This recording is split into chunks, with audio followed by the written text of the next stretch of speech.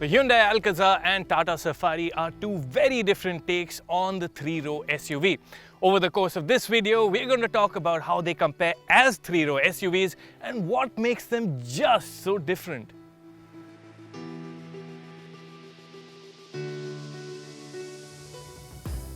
This video is primarily for those who were sold on the Tata Safari and then started having second thoughts on seeing the new Hyundai Alcazar.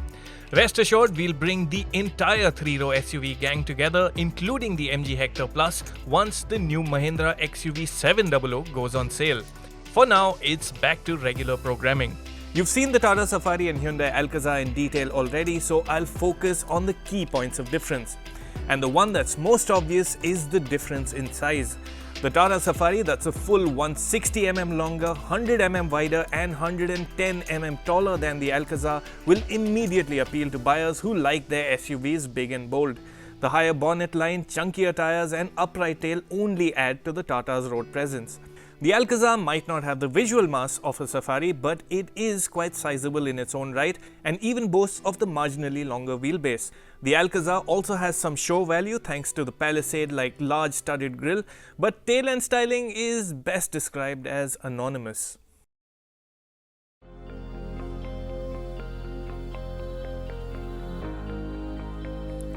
Now for the inside story. There's lots and lots to talk of, so we'll go row by row, starting with the Safari. The Tata Safari's cabin is really well turned out and has its nice and stylish details. I like how this metal look works with the wood and the gloss plastics on the center console as well. The defining factor in a Safari, however, is how large it is. You feel like you're sitting in a big SUV and there's a greater distance to your co-driver, which is a boon in our socially distanced times. But for all its space, the Safari has its share of lesser points. Leading that list is the 8.8-inch touchscreen that looks small and isn't the most responsive either. Then there's the dashboard that will always be in contact with your left knee and the thick A-pillar that limits visibility at crossroads. The interior color theme is a point of contention too. I'm not a fan of the light upholstery. It is a pain to keep clean. In fact, Tata, could we have a dark edition of the Safari with the all-black interiors? You don't get the same sense of space in an Alcazar, but its cabin immediately puts you at ease. The Hyundai Alcazar's cabin is neatly styled and very user-friendly. Everything is in clear sight and easy to reach. I also really like this brown on black theme. It gives the interior that little bit of premiumness. The front seats are also very comfortable, but what really makes the difference in the Alcazar's cabin are the feel-good features. It starts with things like the digital dials. You get 3 customizable displays and it also packs in a blind view monitor. Very cool. Then there's the large touchscreen. It's really slick and packed with features, including a 360-degree camera, which comes really handy, and you can also use it to operate ambient lighting. Then, of course, there is the feature that makes the biggest difference on a hot day like this: front seat ventilation. An onboard air purifier, wireless charger and paddle shifters are some of the other goodies exclusive to the Alcazar. The gadgets and gizmos add up to a lot and make the Hyundai's interior look and feel a lot more advanced, which is telling given the Safari has only been around for a few months. The Safari does pack in plenty too, like a panoramic sunroof and powered driver's seat. It's just that the Alcazar offers all that you get on the Tata and then a whole lot more.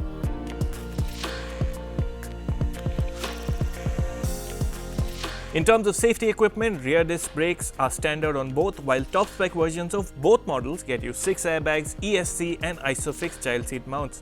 The fully loaded Alcazar goes one up with front parking sensors, a 360-degree camera and blind view monitor. Both models haven't been rated by Global NCAP as yet, but comply with the latest Indian safety regulations. Before we talk middle row comfort, it's important to highlight that both SUVs can be had in 7-seat configurations that will appeal to large families. Notably, the Safari that has the wider cabin is comfier when you have to seat 3 abreast. In focus here, however, are the 6-seat versions whose individual middle row chairs will appeal to chauffeur-driven buyers.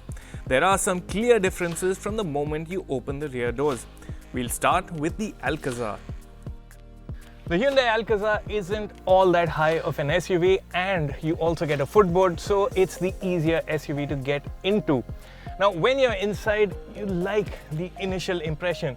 The seats are well padded, the windows are nice and large, and my seat is set at its rearmost position, and there is more than adequate legroom. I'd also say the Alcazar has the better rear seats. Now, they're well padded and offer that little bit more support than you get on the Safari. I also like the seating position at the back. You get a nice armrest on the door, and the fixed center console also serves as a nice armrest. Just wish it was adjustable to give more support to your elbow. Hyundai has also packed in a lot of amenities at the back. You get retractable sunshades, you get a retractable tray with a recess for your iPad. The center console gets storage, and there's also a wireless charging pad at the back. Shift from an Alcazar into a Safari and you'll note how much higher the Tata sits. Notably, there's no footboard to ease the journey in either. It is quite a bit of a step up into the Safari's cabin, but once you're inside, the first thing that will get you is the view out. The Safari gets stadium seating, which means your middle row seats are set up slightly higher than the ones up front, and what that means is that you get a great view out, including from the front windscreen. Then Tata has also smartly packaged in a boss mode function. What that allows you to do is maximize space right from the back, and you can really sprawl out in the Safari. The seats are also well padded, but they are not perfect. They're not the widest in the business, so larger framed individuals will find themselves a bit wanting on this front, and even the armrest isn't all that well positioned. You can't find that perfect seating position in the Safari. The Safari does offer ample room for storing small items, including shelves on the door pockets. There's no wireless charging at the back, and the USB charging slots positioned low down and out of sight aren't easy to reach. The Safari does have the clear advantage when talking of third row space. Yes, in a 6-seat Safari, you'll need to work your way through the narrow passage between the middle row chairs, but that journey in is worth it. The Safari easily has the better third row. Now, I'm just under 6 feet tall. Yes, headroom is a bit tight, but if I slouch down, even I can fit in the back here. Now, the middle row seat is set to a reasonable position for the middle seat passenger, and my knees aren't touching, which is a very, very good thing. The high set vents do obstruct visibility a bit at the very back, but the windows are still larger than what you get in the Alcazar, and because the vents sit higher up, aircon effectiveness is much better. The 6-seat Alcazar with its tumble fold middle row seats offers far better access to the back, but you'll need to carefully plan who gets to sit there. The Alcazar third row is clearly not meant for someone of my size. The middle row seat is set to a middle position. It's not all the way back, and it's a compromised position for the middle seat passenger, and even still I just don't have enough knee room. Someone much shorter will be able to make the most of this space, but not a large adult. Both SUVs miss out on a powered tailgate, but to the Alcazar's credit, its tailgate is easy to open and also reveals a larger luggage area with all seats up. The third row backrest can also be folded absolutely flat to create more luggage room. Opening the Safari's heavy tailgate requires effort, and disappointingly, luggage room with all seats up is only sufficient for a few handbags. The third row backrests do fold, but don't sit absolutely flush with the floor. Before we get moving, it's important to talk engines and gearboxes. The Tata Safari is available solely with a 2-liter diesel engine that makes 170 HP and 315 Newton meters. You can have the engine with a 6-speed manual, though it's the far superior and ironically Hyundai sourced 6-speed automatic that's worth spending extra for. You get more choice in the Alcazar range, including the option of a 2-liter petrol engine with manual and auto gearbox options. The petrol engine's 159 HP is impressive, but the relatively low 14.2 kpl official fuel economy figure for the auto could be a deterrent for buyers with lots of running. This set of buyers will find more appeal in the Alcazar diesel auto and its 18.1 kpl efficiency figure. For this comparison, we are considering the diesel automatic versions of both models. The Alcazar's 115 HP and 250 Nm 1.5 litre diesel engine is no match for the Safaris on power and torque, but then the Hyundai is also 400 kgs lighter than the Tata. But let's move away from facts and figures to on-road feel. Scenario 1 is driving in town, where the Alcazar quickly establishes itself as the city slicker. Where the Alcazar makes an impression is in city driving. Now, it's larger than a Creta, but it doesn't feel any harder to drive. It's just as maneuverable. The steering is light, it's easy to twirl, U-turns don't take much effort, and thanks to the great all-round visibility, you always feel very comfortable in your surroundings. The blind view monitor helps further, and the 360-degree camera and front sensors are a boon when parking in tight spots. In slow-moving traffic, you really won't have a problem with performance either. Yes, the 1.5 litre diesel makes only 115 horsepower, but in practice, you get all the power that you really need. The 6-speed gearbox plays its supporting role well too. In the same city setting, the Safari will offer a very different experience at the wheel. If you like to tower over other road users, you'll immediately take to the Tata Safari. It seats you higher, and you always get this impression of being in a big and bulky SUV. And it gives the Safari this "don't mess with me" vibe. On the flip side, the Safari also feels like the large vehicle that it is. You always have to be mindful of its size, particularly at narrow toll booths. The steering is heavier, and U-turns require that much more effort. Parking a Safari isn't as easy either, and when you do have to reverse in, you'll wish the camera was higher res. The Safari also has the busier low-speed ride, and there's some side-to-side movement on speed breakers too. On the move though, the Safari does feel nice and light on its feet. Exiting city limits brings us to Scenario 2, outstation journeys. First up, the Alcazar. Drive with a light foot, or if there's just 1 or 2 passengers in the car, you really won't have reason to complain with the engine's performance. It doesn't feel underpowered, and you won't have trouble keeping up with the flow of traffic. But ask any more of the engine and you'll know that the Alcazar is slightly out of depth. Quick overtakings are not particularly its forte, although the gearbox puts up a valiant effort in bringing the engine to the heart of the power band. You even have the options of paddle shifters, though given the very nature of this car, they aren't things that you'll really reach out to all that often. Loading the Alcazar up with passengers is most revealing.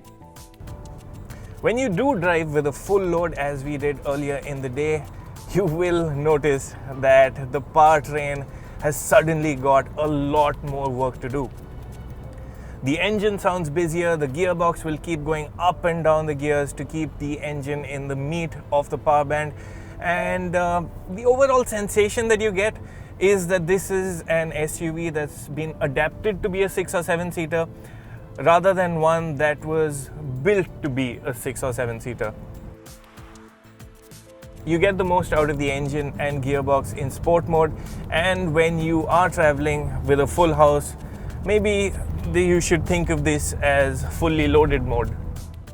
For its part, the Alcazar responds obediently to steering inputs at all points, and you'll like the safe and predictable handling on a journey out of town. When you're at cruising speeds, you'll also find there's less up and down movement in the Alcazar. It is the lower of the two SUVs, and that does come into play. And this is something your second and third row passengers will particularly appreciate. But go over a bad patch of road at high speeds and you will feel it in the Alcazar more than you do in the Safari. The sidewall on the Alcazar just doesn't offer as much protection. Before I switch into the Safari, here's a quick look at how this duo compares on performance. In our standard performance tests conducted with 2 people on board, the Safari proved quicker to 100 kph and in kickdown acceleration too, even if the gap wasn't all that large. What the numbers don't tell you is how much more effortless the Safari feels. The Safari's engine is louder at idle, it's louder at cruising speeds, if only marginally so. But in general, this is a far more effortless feeling engine. Loaded up, with a full house of passengers and drive this after the Alcazar, and you'll know that this is a car with a larger engine, more torque, and generally more pulling power. You don't have to rely on sport mode, but should you opt for it, you will find that the Safari gets a further spring in its step. The Safari is the taller vehicle and there is more up and down movement the faster you go. There's acceptable roll around corners, but it's the steering that takes some getting used to. There is some road shock that filters through to the steering wheel, and when you are going faster, you'll also notice this slight inconsistency in the Safari steering. It's not the most responsive at the straight ahead position, but turn a bit more and it suddenly darts in, and this can catch you off guard. On the plus side, you won't need to make an evasive maneuver to avoid a bad patch of road. The Tata Safari feels absolutely unfazed by broken patches of road taken at high speeds. It drives with an authority, and where you'd have to brace for impact in an Alcazar, you can just power through in a Safari. The Safari also has the slight edge in braking force. Braking hard in a 6 or 7 seat SUV is never a pleasurable experience. There is a mushy feel at the pedal, but in terms of braking power, the Tata Safari does feel better than the Alcazar. And after a long journey, when you find that the road leading to your farmhouse has disappeared, it's the Safari you'd want to be in. Now, with its monocoque construction and front-wheel drive layout, the Safari isn't the most hardcore of SUVs, but you can really take some liberties with it, because on our bombed-out roads or roads where there are more craters than tar, the Safari's Land Rover genes just come shining through. It feels tough, it feels like it can take a lot of abuse. And that is one of the distinguishing features of the Safari. The Alcazar feels like an outsider in these settings and doesn't give you the same confidence as the Safari. Interestingly, there's not much difference in terms of ground clearance, with the Alcazar's 200mm just a shade less than the Safari's 205mm figure. Both SUVs get traction modes and hill start assist, and the Tata even features hill descent control. But don't expect to or try to go too far off-road in either of them. So that's what these two SUVs are like. As we've established over the video, they appeal for very different reasons, and which one suits you better ultimately depends on your use case. If your calendar is full of road trips with the entire family, or a lot of your running will be out on the highway, the Safari, that in range-topping XZA Plus form costs 21.6 lakh rupees, is the one for you. It's got the far better third row, and the 2-litre diesel engine is up to the job of hauling 6 or 7 passengers with ease. The general tough demeanour also gives the Tata a very distinct personality. On the other hand, if the bulk of your driving is in town and the third row will only be put to use on occasion, the Hyundai Alcazar will fit your requirements better. Its lighter controls and smaller dimensions make it friendlier to drive on congested roads, the easier ingress and egress counts for a lot, and the goodies also make you feel your 20 lakh rupees have been well spent. So, which would it be for you? The outdoorsy Safari or the city-friendly Alcazar?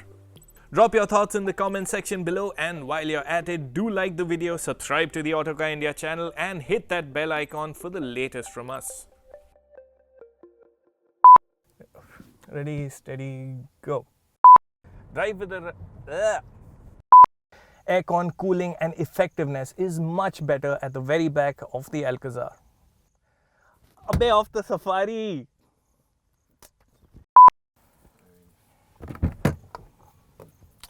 जाना भाई